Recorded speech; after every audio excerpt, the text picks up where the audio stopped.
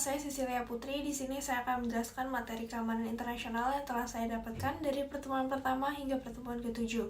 Video ini bertujuan untuk memenuhi nilai ujian tengah semester mata kuliah keamanan internasional. Dimulai dari topik pertama mengenai definisi keamanan dan keamanan internasional. Saya menyadari akan pentingnya mempelajari definisi keamanan terlebih dahulu agar nantinya dapat mudah untuk memahami konsep-konsep lainnya tentang keamanan internasional.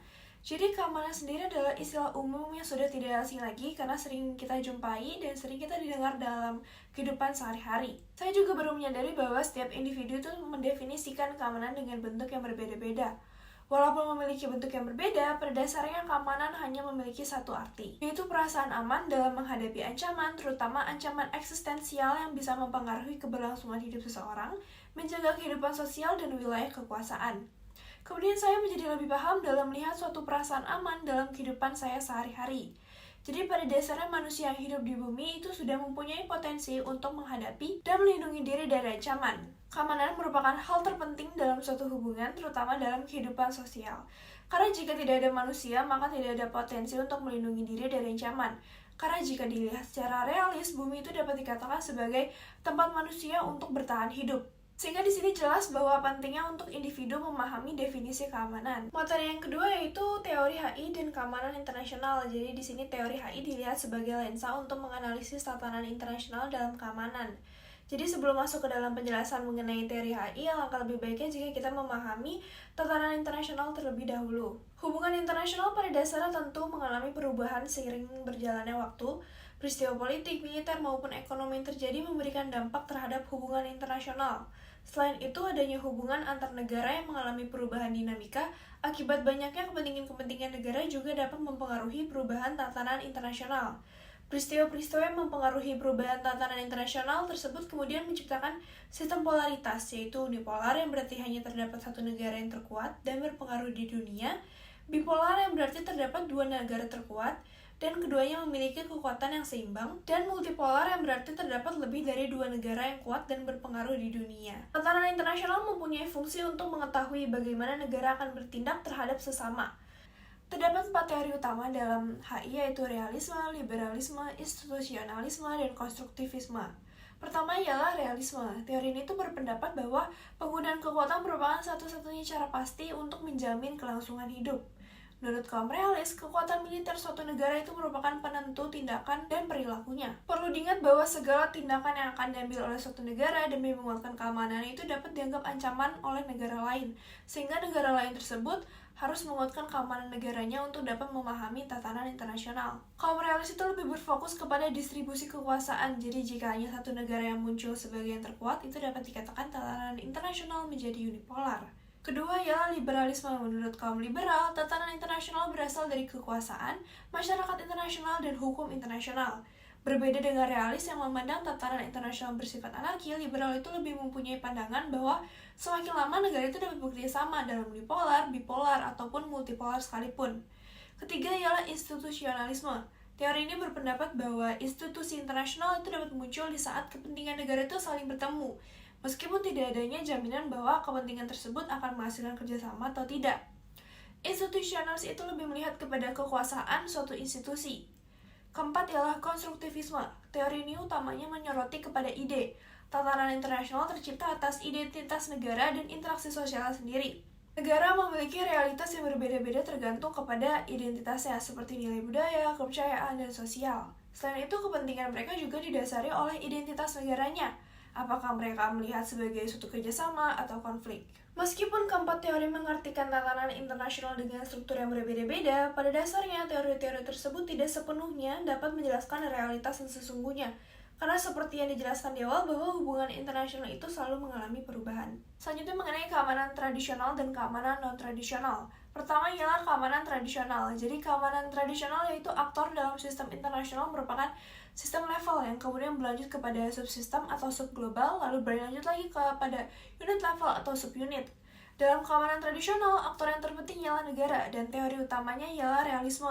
Jadi negara itu bisa menjadi sumber ancaman sosial terhadap individu, karena keamanan individu dalam keamanan tradisional itu tidak dapat dipisahkan dengan negara.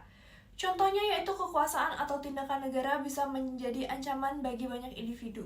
Negara akan mengorbankan kepentingan individu untuk dapat mementingkan kepentingan yang lebih tinggi. Berbeda dengan liberal, individu atau rakyat berada di atas negara, jadi negara itu tidak boleh mengganggu keamanan individu. Kemudian yang terakhir ialah terdapat 4 instrumen national power, yaitu militer, ekonomi, dan diplomasi. Berbeda dengan keamanan tradisional yang lebih berfokus kepada ancaman yang datang dari luar, seperti ancaman militer, keamanan non-tradisional itu justru lebih berfokus kepada ancaman yang berasal dari dalam. Keamanan non-tradisional erat kaitannya dengan keamanan manusia. Isu-isu dalam keamanan non-tradisional itu dianggap sebagai sebuah tantangan besar dalam menjamin kelangsungan hidup dan juga kesejahteraan masyarakat suatu negara, seperti ancaman terhadap pangan, keamanan lingkungan hidup, bencana alam, perdagangan narkoba, bahkan pandemi. Terdapat karakteristik ancaman keamanan non-tradisional, yaitu ancaman bersifat transnasional, kelangkaan sumber daya alam, dan perubahan iklim. Seperti yang sudah disinggung sebelumnya, keamanan dalam keamanan non-tradisional ini bukan lagi berfokus kepada kedaulatan negara atau keutuhan wilayah saja, tapi kelangsungan dan kesejahteraan hidup rakyat. Meskipun fokus penting dalam keamanan non-tradisional adalah individu, bukan berarti bahwa aktor lain itu dianggap tidak penting. Negara dan individu itu dianggap sebagai objek keamanan yang saling terkait. Hal itu dikarenakan isu keamanan non-tradisional itu dapat mempengaruhi keamanan tradisional, yaitu munculnya peperangan. Jadi kesimpulannya, peran serta kontribusi negara dan individu itu penting untuk meningkatkan tata kelola global yang nantinya juga dapat berdampak pada keamanan manusia. Berikutnya mengenai aktor-aktor keamanan internasional di dalam keamanan.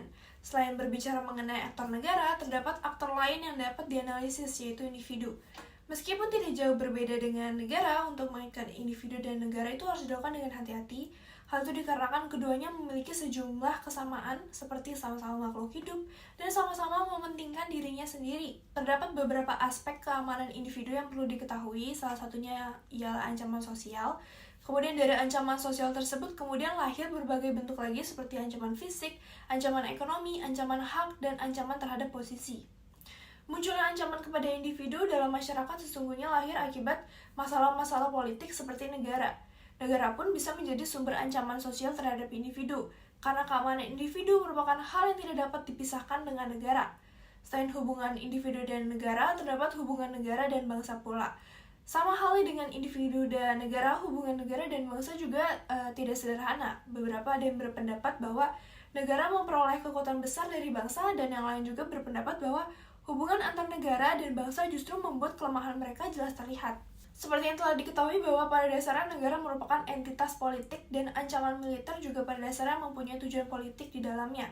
Ancaman politik menjadi salah satu kekhawatiran banyak negara, bahkan negara kuat sekalipun. Hal itu dikarenakan ancaman politik di dalamnya itu berasal dari pertempuran besar ide yang merupakan pembenaran mendasar bagi anarki internasional. Anarki internasional sendiri mendefinisikan bahwa negara adalah sumber utama ancaman terhadap satu sama lain, sehingga perlu untuk melihat sifat anarki tersebut agar memahami bagaimana perannya dalam masalah keamanan internasional. Selain ancaman politik, terdapat ancaman lainnya seperti militer dan ancaman dalam bentuk peristiwa ekonomi. Masuk ke dalam materi terakhir, yaitu mengenai regionalisme dan keamanan internasional. Pertama yang perlu dipahami terlebih dahulu yaitu mengenai prinsip social science yang diawali dengan agen fokus. Agen fokus ini berpandangan bahwa kondisi di dunia ini dapat mengalami perubahan yang dikarenakan adanya agensi. Dikarenakan subjek itu mampu untuk berpikir sendiri, lalu berpengaruh kepada will untuk mengambil keputusan. Jadi dalam mind of agency itu memiliki kebebasan berpikir. Kemudian manusia juga pada dasarnya memiliki intelektualisme, yaitu kemampuan manusia untuk berpikir, dan juga empirisme yang tidak dapat dilihat langsung oleh mata. Kemudian selanjutnya berbicara mengenai struktur, social sector mampu mempengaruhi agen seperti lingkungan hidupnya atau pendidikannya, dan berlanjut lagi kepada choice, yaitu pengambilan keputusan berdasarkan mind of agency. Kemudian selanjutnya mengenai aktor, agensi merupakan aktor jika dalam international security aktor tertinggi adalah planet bumi, yang kemudian berartikan bahwa tidak ada lagi pembatasan. Kalau menurut Barry Buzan, yaitu seorang konstruktivis, dia memfokuskan tentang regional kompleks teori, yaitu lebih efektif untuk menganalisis fenomena international security itu jika mengerti subsistemnya terlebih dahulu, atau jangan melihat secara keseluruhan terlebih dahulu. Dia melihat bahwa untuk memahami security global harus melihat subsistemnya, yaitu proses sosial di dalamnya.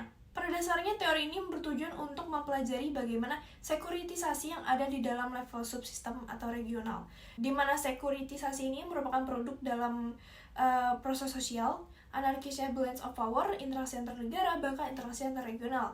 Jadi yang menjadi fokus dari sekuritisasi adalah yang menjadi produk dari proses sosial. Selain itu, sekuritisasi merupakan produk dari proses sosial sebagai proses dalam menyamakan identitas, yang kemudian nanti berpengaruh kepada value dan interest yang dimiliki. Sekian dari saya, kurang lebihnya mohon maaf dan terima kasih.